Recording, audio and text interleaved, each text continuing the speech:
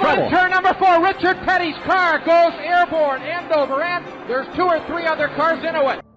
Petty has hit the wall very hard. He gets hit again as the car came to rest at the entrance to pit road. Petty's car is really smashed front and rear. The world of motorsports. Few names command reverence like Richard Petty. To fans, he's the king, not just for his record-shattering 200 NASCAR wins or his 7 Cup Series championships, but for the way he helped transform stock car racing from a regional pastime into a national phenomenon. With his signature cowboy hat, dark shades, and blue and red number 43 car, Petty didn't just race, he defined an era.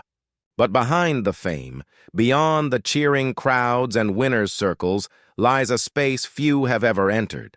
A place that tells a different story, one not broadcast on television, not shared in interviews, not displayed in any museum.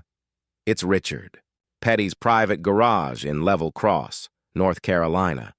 And inside, it are objects that don't just represent history, they are history. Not everything Petty collected ended up behind glass. Some items were simply too personal, too powerful, or too raw for public display.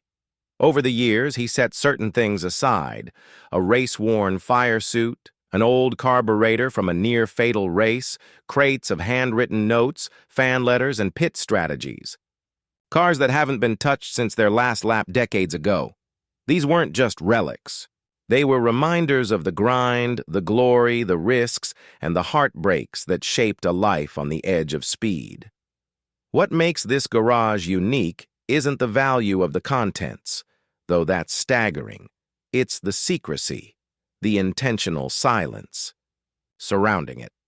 While some elements of Petty's legacy have been enshrined in the Petty Museum for fans to admire, this space remains something else entirely.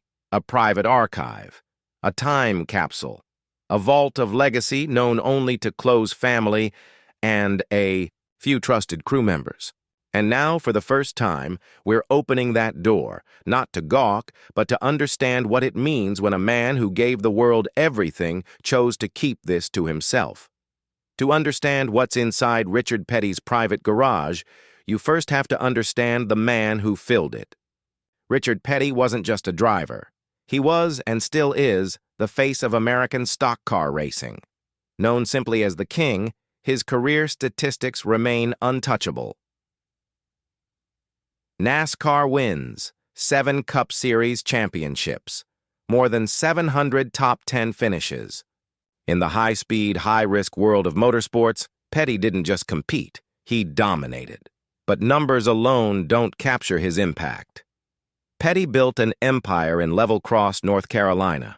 Not just a race team, but a movement. Petty Enterprises, the family-run racing team founded by his father, Lee Petty, became the most successful in NASCAR history. And after his retirement, Richard didn't slow down. Instead, he shifted gears, creating Petty's Garage, a custom car shop where modern performance met old-school craftsmanship. It wasn't just about preserving his legacy, it was about extending it. Still, there was always one space that remained largely untouched by publicity: the original garage. The heart of the operation, the one where the earliest builds came to life, where career-defining cars were born. This was not a showroom. It was a living, breathing archive of Petty's journey from dirt tracks to Daytona. Tools still hang where they were left.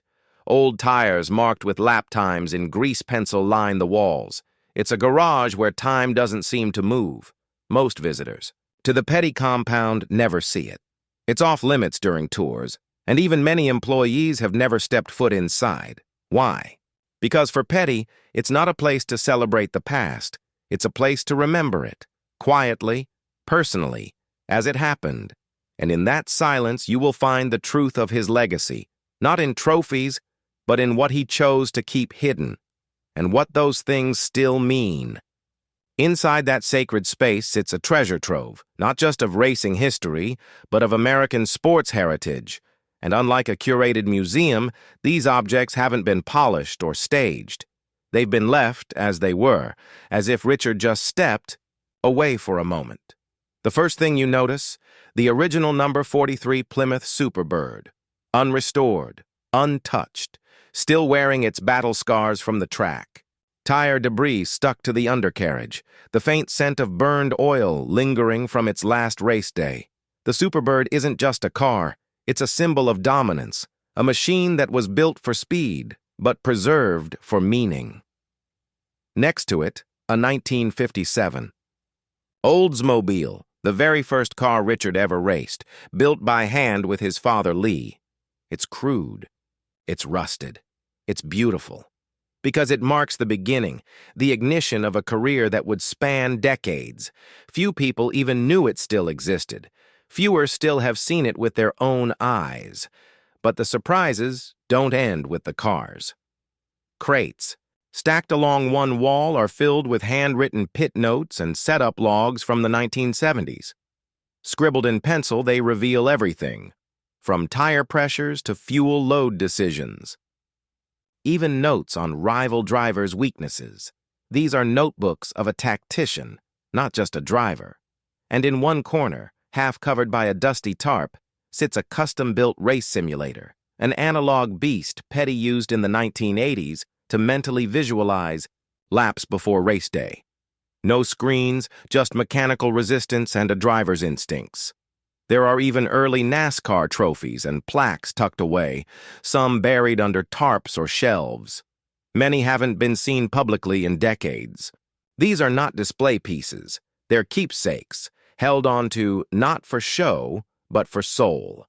In a world obsessed with polish and presentation, Richard Petty's garage is different. It's real, and in that authenticity, it becomes priceless, even inside. Richard Petty's inner sanctum, there's a door few are allowed to open. A narrow passage leads to a small, unmarked room at the back of the garage. It's not featured on any map. It's not talked about in interviews. But for those who know, they call it the vault.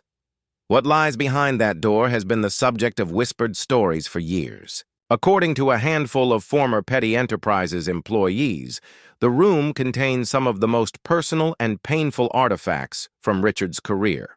One wall reportedly holds the battered frame of a car from the crash that nearly ended his life. In 1980 at Pocono Raceway. Not clean, not restored, just as it was pulled from the wreckage. A reminder of fragility, survival, and sacrifice. Another corner is said to hold boxes of unopened fan letters from the 1960s and 70s. Some were never answered. Many came from children, veterans, and racing hopefuls. Richard kept them not to forget, but because they meant too much to discard. There are even items from rivals, particularly Dale Earnhardt Sr., a helmet sticker, a signed program, a photo taken just weeks before Earnhardt's fatal crash in 2001. These weren't souvenirs. They were signs of mutual respect between two legends who understood each other more deeply than most fans ever will. Family and close crew say Petty occasionally visits the room alone. Stays for hours, says nothing. "It's not a trophy room," one insider remarked. "It's a room for things that hurt too much to forget and mean too much to share." This is where memory lives, unfiltered, and where legacy becomes something more than legend. When you walk through Richard Petty's private garage, it's easy to become overwhelmed by the sheer volume of history packed within its walls. The Superbird. Alone, untouched, and unrestored, could fetch over $1.5 million at auction. The 1957 Oldsmobile, his very first race car, is essentially priceless, not because of its engineering, but because of what it represents, the origin of greatness, stacked. Beside the vehicles are handwritten pit notes from legendary races, custom steering wheels, prototype parts never mass-produced, and early NASCAR trophies that collectors would pay dearly to possess. Add to that the memorabilia stored in the back rooms, race suits, original crew jackets, and personalized gifts from racing greats, and the number climbs quickly. Insiders estimate that the full collection inside the garage could be valued at $10 million or more, depending on the market. To a museum, these are artifacts. To a collector, they're treasures. To Richard Petty, they're chapters. He's famously said, "These aren't trophies, they're pieces of me." That sentiment reveals everything. Petty doesn't see these items as assets to be insured or auctioned. They're memories frozen in time, reminders of close calls, miraculous wins, and the quiet moments in between. This garage isn't curated for fans. It's not for profit. It's for reflection. He's had offers. Private buyers, high-profile collectors, even institutions have reached out, eager to showcase parts of his legacy in rotating exhibitions. But Petty has turned them all down. Because for him, this isn't about preserving legacy for the world. It's about preserving identity for himself and his family. Some men collect wealth. Richard Petty collected meaning. And that, in the end, is something money can't touch. It's easy to think of Richard Petty as a symbol. The sunglasses, the cowboy hat, the calm southern drawl. But behind the icon is a man who remembers everything, every finish line, every wreck, every handshake, every tear. This garage, with its dim lighting and quiet corners, is his sanctuary. It's not a place to celebrate the past, but a place to revisit it, carefully, quietly, personally. When asked why he kept so much private instead of putting it on display, Petty once answered, "Because some stories ain't for crowds. They're for the people who lived them." That philosophy runs deep in his family. His son, Kyle Petty, and grandson, Thad Moffitt, both racers in their own right, have spent time in the garage. They don't film, they don't post, they sit, they learn, they listen. It's here, among old tires and rusting trophies, that lessons are passed down. Not in speeches, but in shared silence, a kind of spiritual handoff. The same tools that once shaped a legend now rest in the hands of those continuing his name on the track. Some artifacts may eventually make it to the Petty Museum, sure. But others will never leave the room. They're not for fans. They're for family. Legacy isn't just what you leave behind, it's what you protect while you're still here. And Richard Petty has guarded his with reverence and with heart. In sports, most legends are reduced to highlight reels, framed jerseys, magazine covers. But Richard Petty chose something different.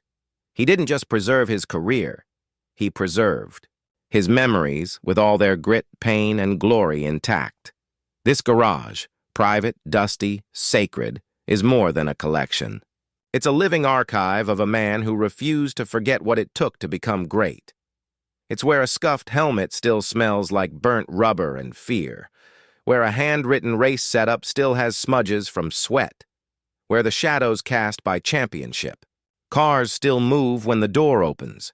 It's not clean, it's not curated, it's real. And that's what makes it powerful. Richard Petty didn't just lock away history, he locked away truth. Truth about hard work, about pain, about loving a sport so much that it costs you, physically, emotionally, and spiritually. And that's the truth most people never see, because it doesn't fit into sound bites or trophies. Most legacies are shown off. Petty's?